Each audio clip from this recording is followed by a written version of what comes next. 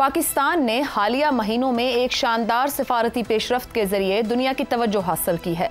Field marshal general Asim Munir की हिकमत अमली, क्रिप्टो करेंसी में मौक़े, मादनी वसाइल का बेहतर इस्तेमाल और स्ट्रेटेजिक ताउन के वादों ने पाक अमरीका ताल्लुकात को नई बुलंदियों पर पहुंचा दिया है।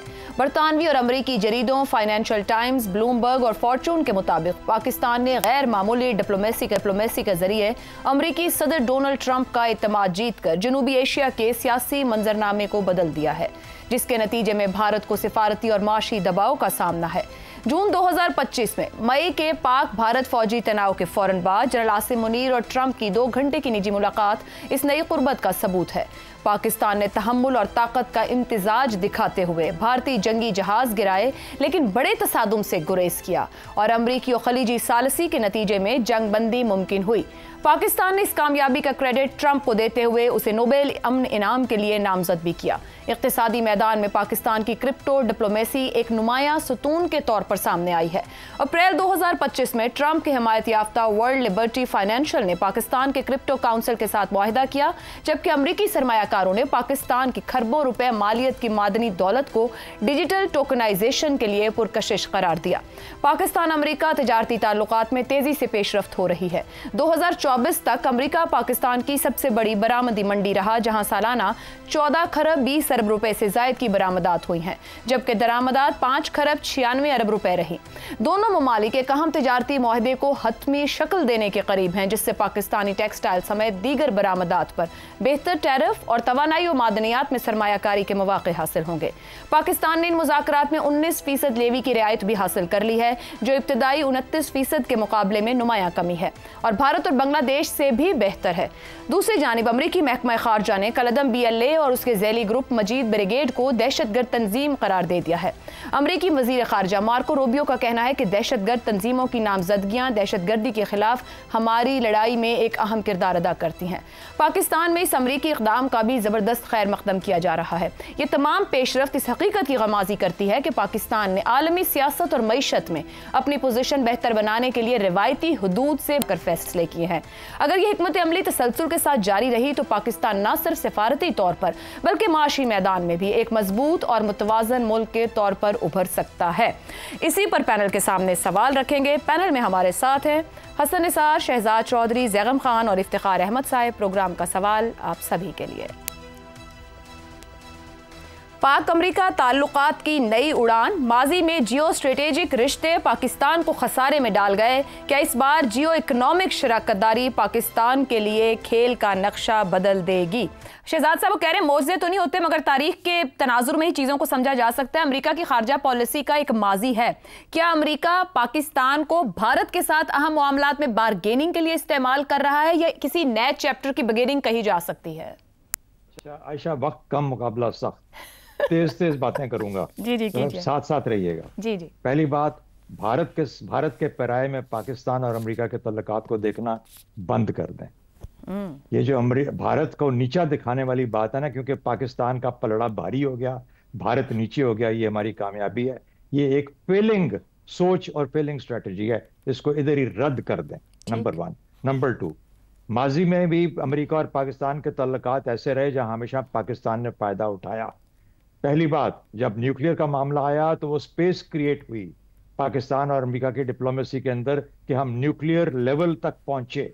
वो स्पेस को इस्तेमाल किया हमने, मामलात को अमेरिका के साथ इस तरह का रखा कि अमेरिका को मौका ना मिला हमारे ऊपर सैंक्शंस लगाने का। सैंक्शंस लगी लेकिन बहुत थोड़ी देर के लिए, लेकिन उसके बावजूद हमने अपना न्यूक्लियर प्रोग्राम कंप्लीट किया। उसके बाद सैंक्शंस लगी।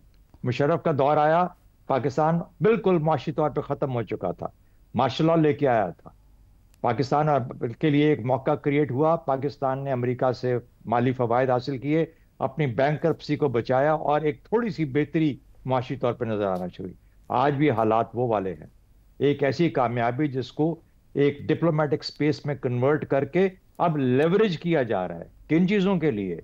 बड़ी इंपॉर्टेंट चीज़ है। पाकिस्तान का इमेज बेहतर हुआ, पाकिस्तान की पहचान बेहतर हुई, उसको हम माशी तौर पे किस तरह इस्तेमाल कर सकते हैं अपने फायदे के लिए। भारत को देखना बंद कर दें, पहली बात। अगर आज हमने माशी तौर पे मामलात को बेहतर करना है अपने मुल्क के लिए, जब तक हमारे पास मौका है। एक और चीज याद रखें, ये मामलात पाकिस्तान और अमेरिका के या किसी भी मुल्क के साथ कभी हमेशा के नहीं होते। ये फवायद के ऊपर मुतय्यन है। یہ ٹرانزیکشنل ہی رہیں گے. آپ کو صرف مومنٹ کو سیز کرنا ہوتا ہے, جب وقت آئے, موقع آئے, اس کو پکڑیں اور اس کو کس طرح بہترین استعمال کرتے ہیں. تو پاکستان کو آج استعمال کیا کرنا ہے؟ پہلی بات یاد رکھیں, سرمایہ کسی کا سگا نہیں ہے, ٹرمپ کا بھی سگا نہیں ہے. وہ پاکستان کے حالات بہتر نہیں ہوں گے تو سرمایہ نہیں آئے گا, ٹرمپ جتنے مرضی وعدے کرتا رہے. اور یہاں امریکہ کے اندر گورنمنٹ ٹو گورنمنٹ کا کوئی کانسیپٹ نہیں ہے, یہ بی ٹو بی تعلقات ہوتے ہیں, business to business, government to government نہیں ہوتے. تو ٹرمپ کہہ سکتا ہے کہ ہاں جی ہمارے تعلقات اچھے ہیں, لیکن اس سے اور کچھ فائدہ ہونے والا نہیں ہے. اسٹیبلٹی لانی پڑے گی ملک کے اندر تاکہ سرمایہ آ سکے, پروڈکٹیوٹی بڑھانی پڑے گی تاکہ اگر امریکہ کے ساتھ کوئی ایکسپورٹس کا تعلق بڑھانا ہے تو کوئی پروڈکٹیوٹی ہو, پیداوار ہو جس کو ہم ایکسپورٹ کر سکیں. ہمارے پاس اپنے کھانے کے پیسے نہیں ہیں. تو یہ جو چیزیں ہمیں خیال رکھنی ہیں. آپ کا سوال بنیادی طور پر کیا تھا کہ اور چین کے ساتھ تعلقات کو بیلنس کرنا بہت لازمی ہے اس دور میں, جبکہ پاکستان امریکہ کے اندر قربت ہوتی ہوئی نظر آتی ہے. میں یہ نہیں کہہ رہا ہو رہی ہے, ہوتی ہوئی نظر آتی ہے. چند چیزیں, ایک اور چیز خیال رکھنے والی ہیں, اسٹریٹجک تعلقات, معدنیات بھی ہوں گی, کرپٹو بھی ہوگا, سب کچھ ہوگا. اسٹریٹجک تعلقات, امریکہ کے انٹرسٹ مڈل ایسٹ کے اندر ختم کبھی بھی نہیں ہو سکتے. مڈل ایسٹ میں کون کون ہے؟ ایران اور اسرائیل.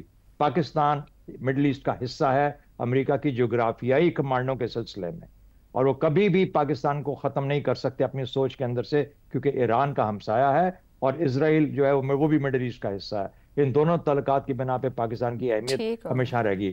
ٹیرر اس کے علاوہ ہے جو کہ افغانستان سے نکلے یا کسی اور سے, اور پاکستان ایک فرنٹ لائن اسٹیٹ کا کردار ادا کر رہا ہے. پاکستان اپنے ان اسٹرینگس کو استعمال کرتے ہوئے اپنی ریلیونس اور اپنے معاملات اور اپنے فوائد کو اور اپنے مفادات کو حاصل کر سکتا ہے. درست ہو گیا. افتخار صاحب, آپ کے خیال میں کیا واقعی اس وقت پاکستان جس اسٹیچر پہ پہنچا ہے, جیو اکنامک شراکت داری اور بہت کچھ کھول سکتی ہے, پاکستان کے لیے کھیل کا نقشہ بدل سکتا ہے؟ اس شراکت داری میں جو بات کی جا رہی ہے وہ مائنز کے حوالے سے اور منرلز کے حوالے سے جو کی جا رہی ہے اور آئل کے حوالے سے جو کی جا رہی ہے, یہ 1-2 مہینوں کی بات نہیں ہوگی. اگر یہ شراکت داری ہوگی تو یہ سالوں پر محیط ہوگی. لیکن اس شراکت داری پر جانے سے پہلے ہمیں اپنے ملک کے اندر کچھ آئینی تبدیلیاں کرنی ہوں گی, کیونکہ جس چیز پر بہت زور دیا جا رہا ہے وہ زیادہ تر ان کا تعلق 18ویں ترمیم کے بعد صوبائی خود مختاری کے حوالے سے صوبوں کی ملکیت ہے, اور صوبوں کی ملکیت کے لیے کوئی بھی ان سے یہ حق نہیں چھین سکتا جب تک ہم 18ویں ترمیم میں تبدیلی نہیں کریں گے. تو میں نہیں سمجھتا کہ یہ کوئی چند دنوں کا کھیل ہوگا, تیل کو حاصل کرنا, پھر اس کو نکالنا اور اس کو بیچنا, اور منرلز کے لیے کام کرنا کوئی 1 سال 2 سال کی دوستی نہیں ہوگی. یہ ایک لمبی اور طویل دوستی ہو سکتی ہے, اور اس کا فائدہ دونوں ممالک کو ہوگا.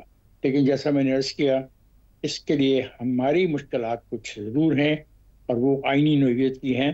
دیکھنا ہے کہ کیا ہم ان آئینی نوعیت کی مشکلات پہ قابو پا سکتے ہیں, اور یہ جو 2 چیزیں خاص طور پہ امریکہ چاہتا ہے کہ ہم یہ کر پائیں گے. بنیادی سوال یہ ہے.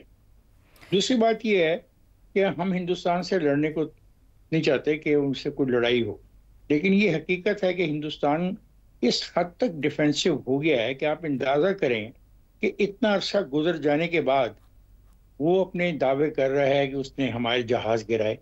ان کی اس احمقانہ سوچ سے اندازہ ہوتا ہے کہ وہ کتنی بڑی شکست کا سامنا کر چکے ہیں. درست. اور اس شکست کا فائدہ وہاں کی اپوزیشن اٹھا رہی ہے, اور وہاں کی اپوزیشن نے جو مطالبات ان کے سامنے رکھے ہیں وہ اس مشکل میں مشکل ترین صورتحال ہو. اب چائنا کی طرف آئیں, کبھی بھی امریکہ ہمیں نہیں روکے گا کہ ہم چائنا سے تعلقات نہ بڑھائیں. امریکہ نے جو روس کے خلاف ایک سٹینڈ لیا ہے, اس سٹینڈ کے حوالے سے ہمیں دیکھنا پڑے گا کیا ہم روس سے اتنا زیادہ فائدہ اٹھا رہے ہیں.